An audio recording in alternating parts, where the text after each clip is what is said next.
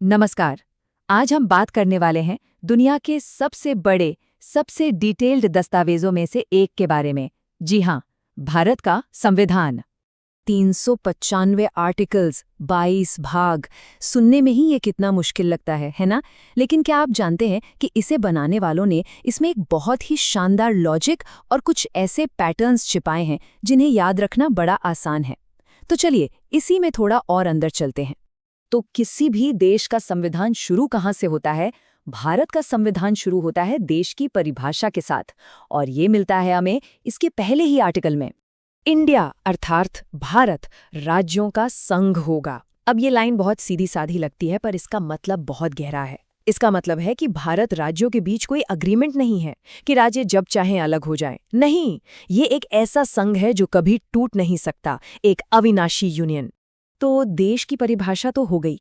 अब बारी आती है देश और उसके नागरिकों के बीच के रिश्ते की।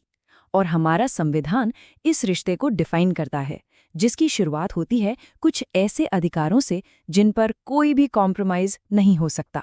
ये है भाग 3 में दिए गए मौलिक अधिकार, यानी फंडामेंटल राइट्स। इन्हें भारत का मैग्ना कार्टा भी कहा जाता है।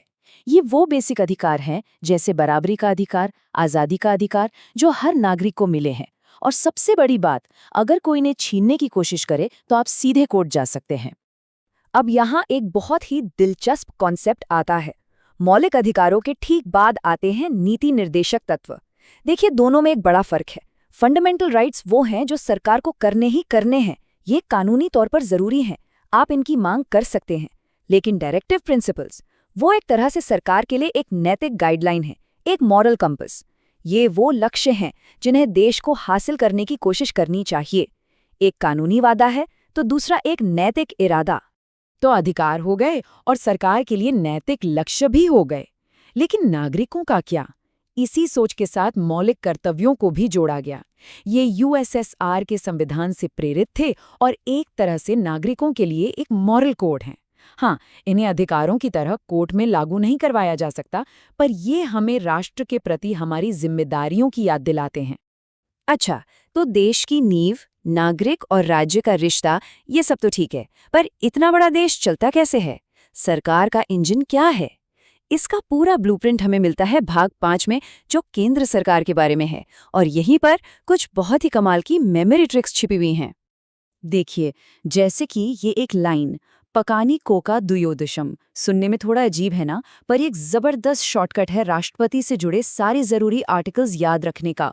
प से पद, का से कार्यपालिका का प्रधान, नी से निर्वाचन, और ऐसे ही आगे महाभियोग तक, यानी उन्हें हटाने की प्रक्रिया तक, सब कुछ इसी एक लाइन में है। और सिर्फ यही नहीं, एक और छोटा सा नाम है, सरला। स से संसद, र से राज्यसभा और ल से लोकसभा। आर्टिकल 79, 80 और 81 एकदम परफेक्ट सीक्वेंस में। कितना आसान है। लेकिन इन सबसे भी ज्यादा एक बहुत ही चालाकी से छिपाया गया पैटर्न है हमारे संविधान में, और वो पैटर्न है सिर्फ एक नंबर। और वो नंबर है 89। ये है +89 का नियम। ये दिखाता है कि हमारा संविधान कितना सिमेट्रिकल है, कितना संतुलित। देखिए, केंद्र सरकार से जुड़े कई जरूरी आर्टिकल्स में अगर आप 89 जोड़ दें तो आपको सीधे सीधे राज्य सरकार का वही वाला आर्टिकल मिल जाता है।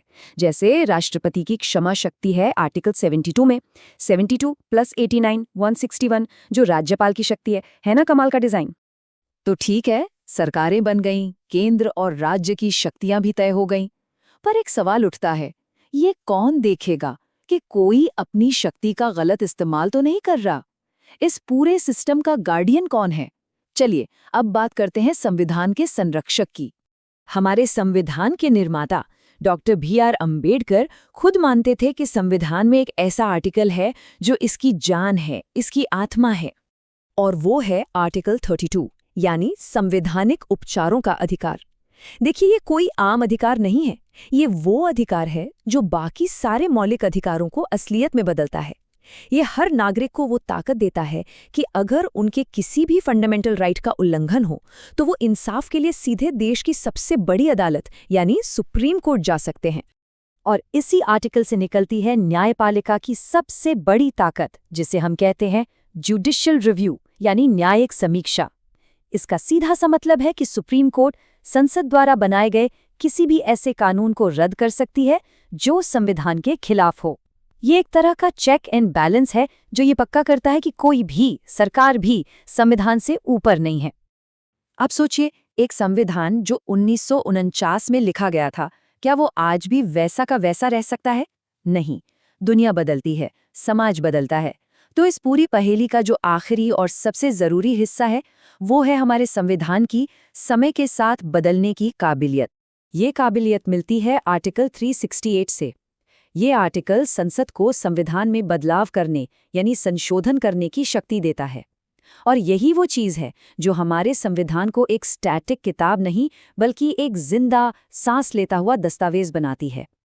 लेकिन क्या ये शक्ति अनलिमिटेड है? क्या संसद कुछ भी बदल सकती है? इसी सवाल का जवाब सुप्रीम कोर्ट ने एक ऐतिहासिक केस में दिया।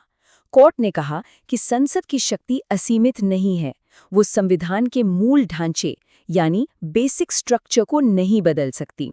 मतलब लोकतंत्र, धर्मनिरपेक्षता जैसी जो बुनियादी चीजें हैं वो हमेशा वैसी ही रहेंगी।